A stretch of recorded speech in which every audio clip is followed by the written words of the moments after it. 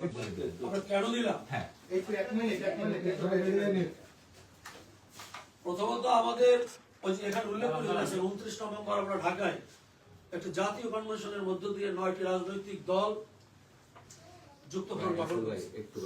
আমাদের লক্ষ্য এখানকার বুর্জোয়া, লুটেরা, সাম্রাজ্যবাদ নির্ভর এবং সাম্প্রদায়িক রাজনীতির বিকল্প প্রগতিশীল একটি রাজনৈতিক শক্তির উত্থান, যে শক্তি মূলত জনগণের শক্তি হিসাবে দাঁড়াবে দেশে জনগণের উপর যে শোষণ, নিপীড়ন, নির্যাতন থেকে মুক্ত করার জন্য এবং একটি গণতান্ত্রিক বাংলাদেশ প্রতিষ্ঠার জন্য।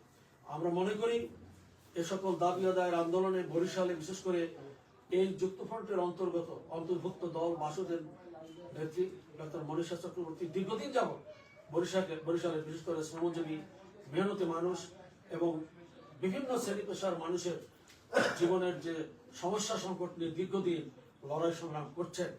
আমরা মনে করি বরিশালের যুক্তফ্রন্ট তিনি হবেন আমাদের কাছে একমাত্র জনগণের কাছে এবং আমাদের কাছে একমাত্র পরীক্ষিত নেতা, যিনি এই নির্বাচনী লড়াইয়ে উপযুক্ত প্রার্থী হিসেবে বিবেচিত হয়েছেন। এই জন্য আমরা তাকে যুক্তফ্রন্টের পক্ষ থেকে বরিশাল 5 আসনের আমরা প্রার্থী নির্বাচন করেছি এবং সমর্থন দিয়েছি। আচ্ছা, যুক্তফ্রন্টে কি আপনাদের আর কোনো প্রার্থী আছে বরিশালে? বরিশালে মনোনয়ন জমা দিয়েছিল? মনোনয়ন জমা দিয়েছেন এরকমের বাংলাদেশ বাসদ মার্ক্সবাদীর একজন প্রার্থী আছেন, কিন্তু এখানে আর যে 8টি রাজনৈতিক দল রয়েছে এই যুক্তফ্রন্টের অন্তর্ভুক্ত, কোন রাজনৈতিক দলই ওই প্রার্থীকে এখানকার উপযুক্ত প্রার্থী বিবেচনা করেনি এবং তারা সমর্থন করেনি। কাজেই আমরা যুক্তফ্রন্ট ডক্টর মনীষা চক্রবর্তীকে উপযুক্ত প্রার্থী মনে করেছি এবং তাকে আমরা সমর্থন দিয়েছি। সাথে সাথে আমরা এটাও বিশ্বাস করি, আমাদের পক্ষ থেকে একটি আহ্বান থাকবে ওই প্রার্থীর কাছে যে আপনিও এই প্রার্থীকে সমর্থন দিয়ে আপনার প্রার্থীটা প্রত্যাহার করে নিন। এই আহ্বান আমাদের থাকবে আমাদের পক্ষ থেকে। যিনি মার্ক্সবাদী যিনি আছেন উনি কি আপনাদের এই নাকি সংগঠনের অন্তর্ভুক্ত কি? হ্যাঁ, আমাদের এই জোটের অন্তর্ভুক্ত। তার দল কি বলছে? তার দল কি বলছে? প্রাথমিকভাবে আমরা যৌথ সভা করছি তাদেরকে সহ, সেখানে বলছেন যে আমরা মনোনয়নপত্র দাখিল করব, পরে এটা আলোচনা সাপেক্ষে ফয়সালা হবে। আমরা প্রত্যাশা করছি এখনো যেহেতু সময় আছে এটা প্রত্যাহার করে দিব।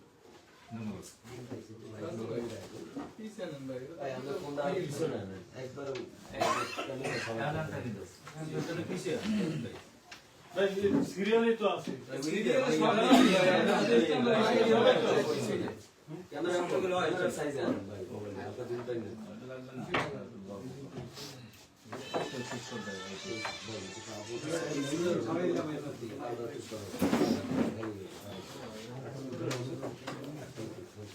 সংবাদ সম্মেলনে বক্তব্য রাখবেন আমাদের গণতান্ত্রিক যুক্তফ্রন্ট সমর্থিত প্রার্থী।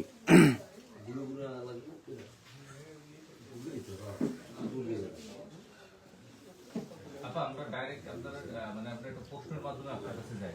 এটা হচ্ছে যে আমরা খুব সংক্ষেপে আমাদের আরেকটা প্রোগ্রাম আছে। এটা হচ্ছে যে 2018 সালে আপনি নির্বাচন করেছিলেন মেয়র হিসেবে বরিশালে, আবার আপনি এমপি হিসেবে নির্বাচন করছেন এবং আপনাকে 9টি দল সমর্থন দিল। সব মিলিয়ে আসলে বিষয়টা সব মিলিয়ে আমাদেরকে বিষয়টা একটু পরিষ্কার করবে। আজকে যে আপনাকে সমর্থন দিল সেই বিষয়টা নিয়ে আমাদেরকে একটু পরিষ্কার করবেন। ধন্যবাদ।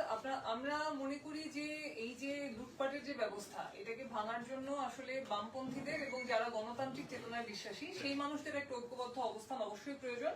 এবং আমরা খুবই আনন্দের সাথে জানাচ্ছি যে গণতান্ত্রিক যুক্তফ্রন্ট আজকে আমাদেরকে সমর্থন দিয়েছে এবং আমরা খুবই কৃতজ্ঞতা প্রকাশ করছি যুক্তফ্রন্টের প্রতি।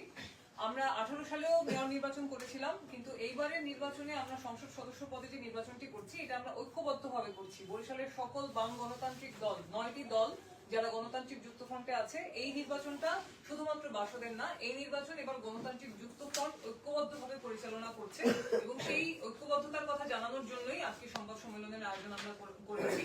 এবং আমরা বলতে চাই যে এই ঐক্যবদ্ধ প্ল্যাটফর্মটি জনগণের কাছে যখন পৌঁছাবে, আমরা সবাই মিলে এইবার এই লুটপাটের যে ক্লাব, এই যে লুটপাটের বৃত্ত, সংসদে যে কোটিপতিদের একটি ক্লাব প্রতিষ্ঠা হয়েছে, এই ক্লাবটি ভাঙার যাত্রা আমরা বরিশাল 5 থেকেই শুরু করব বলে আমরা বিশ্বাস করি।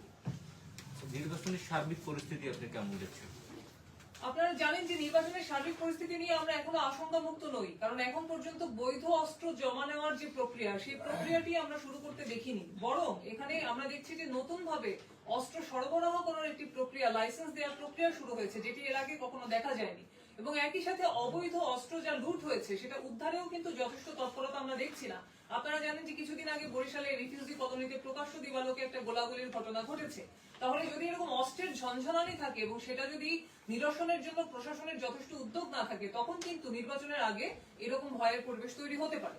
সেই জায়গা থেকে আমরা আহ্বান জানাবো যাতে প্রশাসন জনমনে কনফিডেন্স তৈরি করার জন্য, আইন শৃঙ্খলা পরিস্থিতিটা আরো উন্নত করার জন্য, মানুষকে আরো নিরাপদ বোধ করানোর জন্য প্রশাসন যেন যথেষ্ট উদ্যোগ নেয়।